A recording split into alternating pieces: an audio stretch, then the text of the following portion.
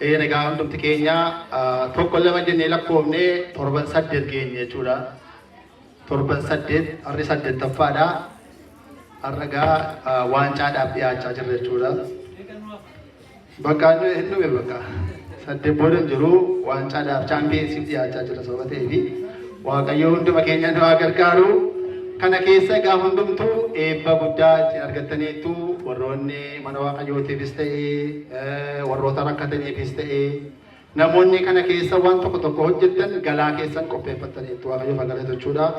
Maqaan Waaqayyoo abbaa keenyaa kan galateeffame nuuf haa ta'u. Egaa guyyaan irraa akkuma beekamu egaa Hoosaa'inaadha. Hoosaa'inaani ayyaana guddaadha. Ayyaana gooftaan keenya fayyisaan keenya Yesuus Kiristoosii yeroo hundumaa dinqii gurguddaa immoo hojjechuudhaaf jedhu wantoota namoonni tuffatan keessa dhaqee hojjeta. Fakkeenyaaf biyya keenyatti fudhattanii ilaaltanii harreen maal ishee? Harree jechuun arrabsoo fayyadee? Abaluu harreen kun jiru bine? Harree jedhanii arrabsu. Harree jechuun tuffatamtu baay'ee nama tuffattu jechuudha. Nyaata illee ittiin kennan garbuu kana waan adda addaa ittiin kennan hundumaan illee fudhatte malee badaa ittiin kennan. Itti garuu kuntaala 2-3 faatti fedhii deemu.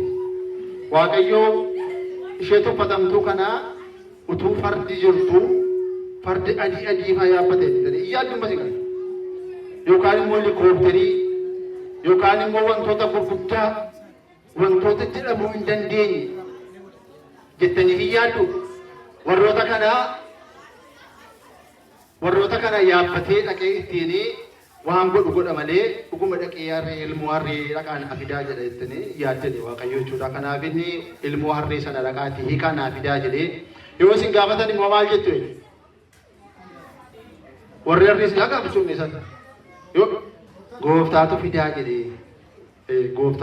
jedhee mandara faagee sana keessaa dhaqee harree fidanii fi harree yaabbatee ijoollonni immoo afaan isaaniitiin ijoollee xixiqqoon harma hodhan illee Hoosaa'inaa nagaan siif haa ta'u nagaan biyya Waaqayyo biyya lafaa irratti akka ta'e samii irratti haa ta'u jedhanii Waaqayyoon Hoosaa'inaadhaanii afaan isaanii ishee cafattuu sanaanii Waaqayyoon galateeffatan jedha.